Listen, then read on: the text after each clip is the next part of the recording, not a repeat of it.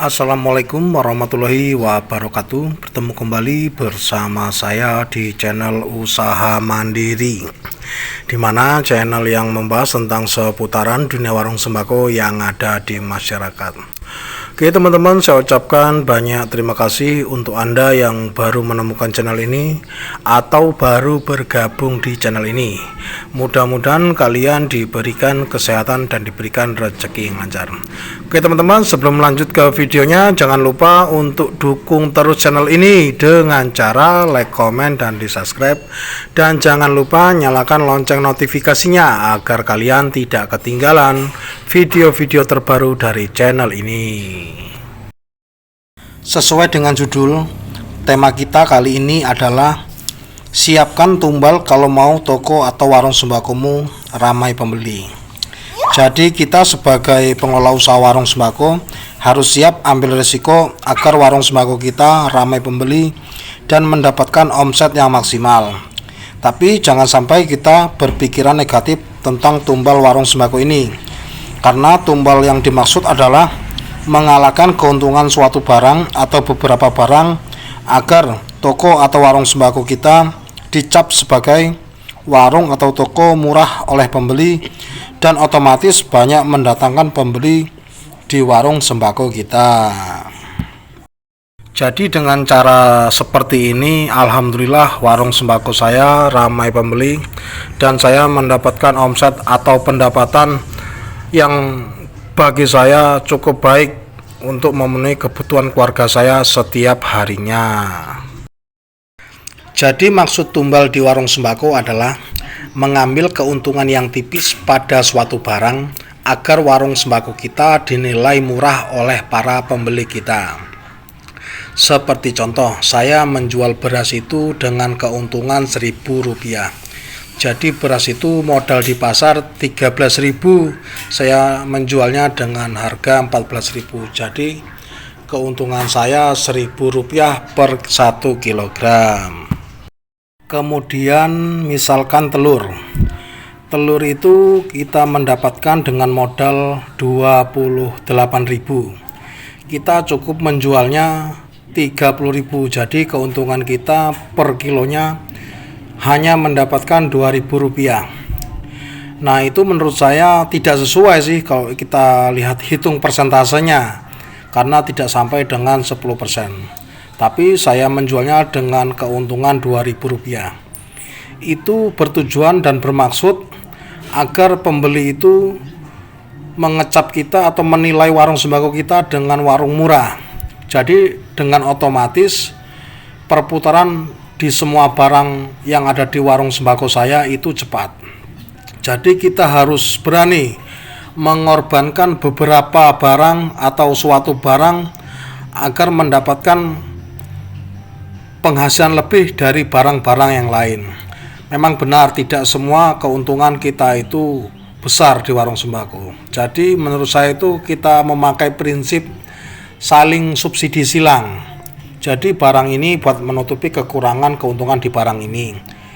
Begitupun barang-barang lainnya. Jadi usahakan untuk Anda sebagai pengelola usaha warung sembako harus berani ambil risiko menumbalkan sebagian suatu barang atau beberapa barang yang kalian harus ambil keuntungan tipis agar secara tidak langsung dapat menghipnotis pembeli Anda agar selalu setia atau mendatangkan pelanggan lain ke warung sembako kita ini. Jadi dengan cara ini alhamdulillah warung sembako saya semakin ramai, menurut saya semakin ramai pembeli dan tentunya omset juga semakin meningkat. Jadi ada beberapa tips menurut saya barang-barang yang bisa dijadikan tumbal di warung sembako kita. Seperti contoh beras, terus telur, terus pertalit, terus pertamax. Terus kira-kira barang-barang yang kalian anggap perputarannya cepat, bisa jadi rokok itu juga bisa. Tapi tidak semua jenis rokok, ada beberapa jenis rokok yang harus kita ambil tipis keuntungannya agar bisa mendatangkan pelanggan-pelanggan lain ke warung sembako kita. Jadi dengan cara saya ini, alhamdulillah perputaran di warung sembako saya ini sangat cepat. Seperti contoh, saya menjual telur dengan harga kurang lebih keuntungan Rp2.000 per kilogram.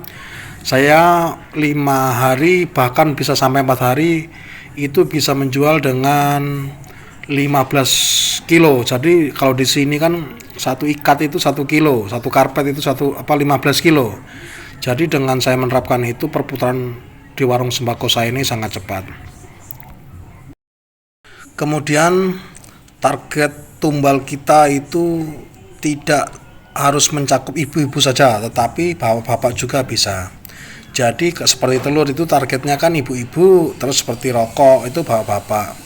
Jadi kita targetkan beberapa barang yang harus semua tepat sasaran, seperti contoh telur untuk ibu-ibu kita murahkan, terus rokok sebagian merek rokok kita murahkan untuk bapak-bapaknya.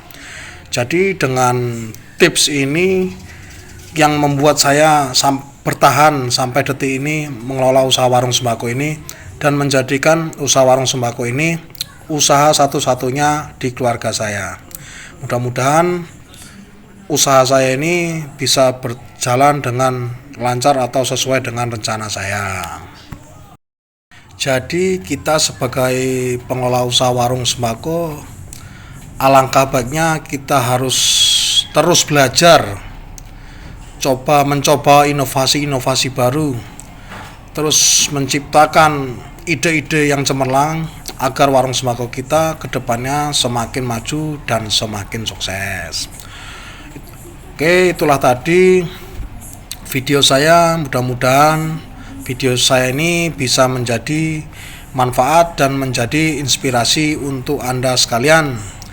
Jangan lupa untuk dukung terus channel ini dengan cara like, komen, dan di subscribe. Dan jangan lupa nyalakan lonceng notifikasinya agar kalian tidak ketinggalan video-video terbaru dari channel ini. Sampai berjumpa kembali di video saya selanjutnya. Akhiru kata, wassalamualaikum warahmatullahi wabarakatuh.